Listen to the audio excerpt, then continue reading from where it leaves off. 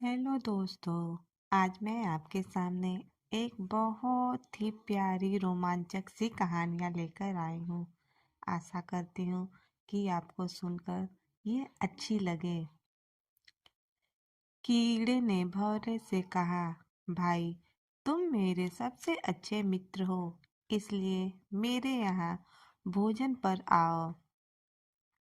अगले दिन सुबह भंवरा तैयार होकर अपने बच्चे के साथ गोबरी कीड़े के यहाँ भोजन के लिए पहुंचा। कीड़ा उनको देखकर बहुत खुश हुआ और सबका आदर करके भोजन परोसा। भोजन में गोबर की गोलियां परोसी और कीड़े ने कहा, खाओ भाई। भौरा सोच में पड़ गया। मैंने बुरे का संग किया, इसलिए मुझे गोबर तो खाना ही पड़ेगा।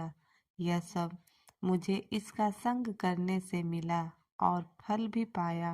अब इसे भी मेरे संग का फल मिलना चाहिए। भौरा बोला, भाई, आज मैं आपके यहाँ भोजन के लिए आया। अब तुम भी कल मेरे यहाँ आओगे। अगले दिन कीड़ा तैयार होकर भौरे के यहाँ पहुंचा। भौरे ने कीड़े को उठाकर गुलाब के फूल पर बिठा दिया। कीड़े ने फूलों का रस पिया, फिर अपने मित्र का धन्यवाद किया और कहा, मित्र, तुम तो बहुत अच्छी जगह रहते हो और अच्छा खाते हो। इसके बाद कीड़े ने सोचा, क्यों न अब मैं भी यहीं रह जाऊं।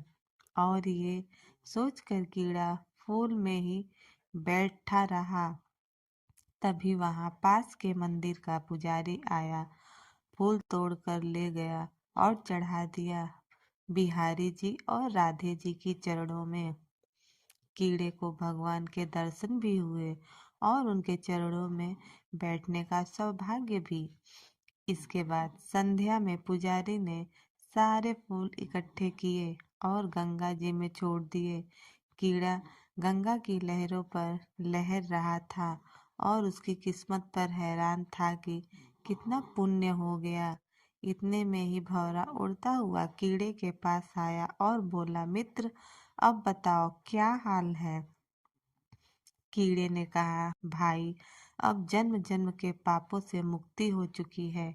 जहाँ गंगा जी में मरने के बाद अस्थियां छोड़ा जाता है, वहाँ मैं जिंदा ही आया हूँ।